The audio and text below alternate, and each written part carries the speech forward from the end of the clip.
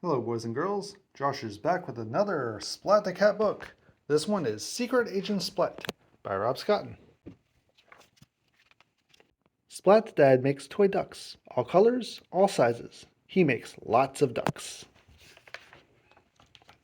The ducks are kept in the garden shed, and Splat has names for each and every one.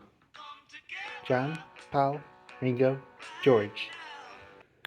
One day, Splat was shocked to see that the red duck was missing. "Who messed with my ducks?" asked Splat. Seymour shrugged. The next day, the blue duck was missing, and the red duck was back, but without a beak. "Who messed with my ducks?" asked Splat. Seymour shrugged. The day after that, the green duck was missing, and the blue duck was back, again without a beak. It was time to investigate.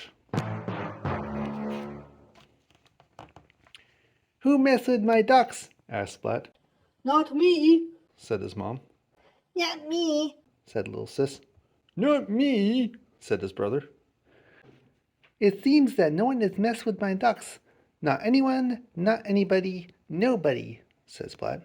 "I must find this Mr. Nobody." Splat watched his favorite TV show and made his plans.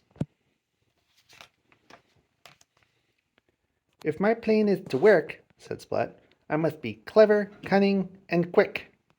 I will find Mr. Nobody and solve the mystery of the missing ducks. This is a job for Secret Agent Splat." The transformation is complete. Seymour, codenamed S, gave him his spy kit: a camera, some baking flour, a flashlight, a book of paw prints, and a top secret gizmo. Secret Agent Splat put his plan into action. He set his traps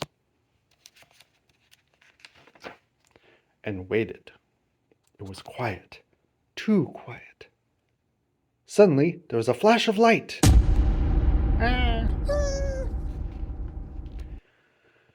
Secret Agent Splat raced to the scene. His trap had been sprung. The camera had taken a photo.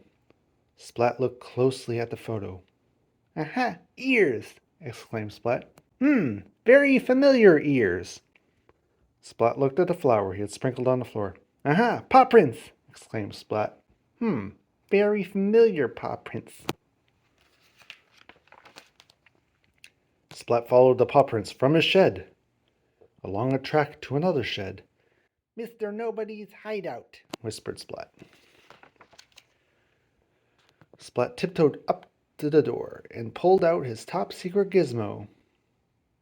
He pressed the latch, flung the door open, and leaped inside. "Gotcha!" Splat cried. Bright yellow eyes stared at from the shadows. "So, Secret Agent Splat, you found me!" replied the mysterious voice. "Aha, a mysterious voice," thought Splat. A very familiar mysterious voice." Splat shone his flashlight. He gasped. It was Spike! "Spike, so you're Mr. Nobody." Spike turned to run. Splat pressed a button and released his top secret gizmo. Went the gizmo, and Spike fell to the floor.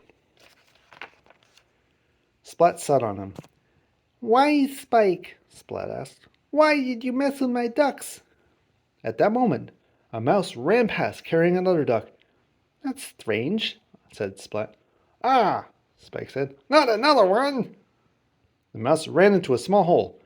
With a thunk, the duck's beak was knocked off as it struck the wall.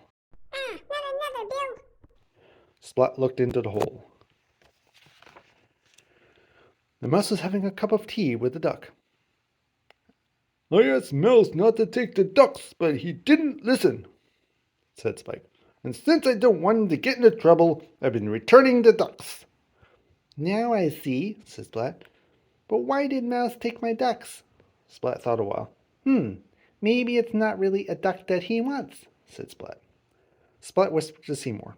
Seymour nodded. "Maybe it's a friend."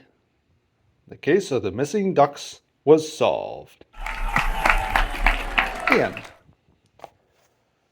At the beginning, you will see some ducks. Can you decipher the code?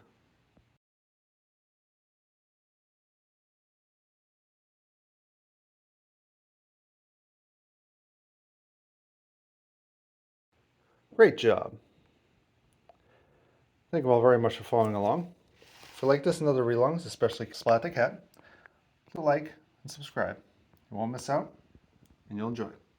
Thank you, and see you next time. Stay random.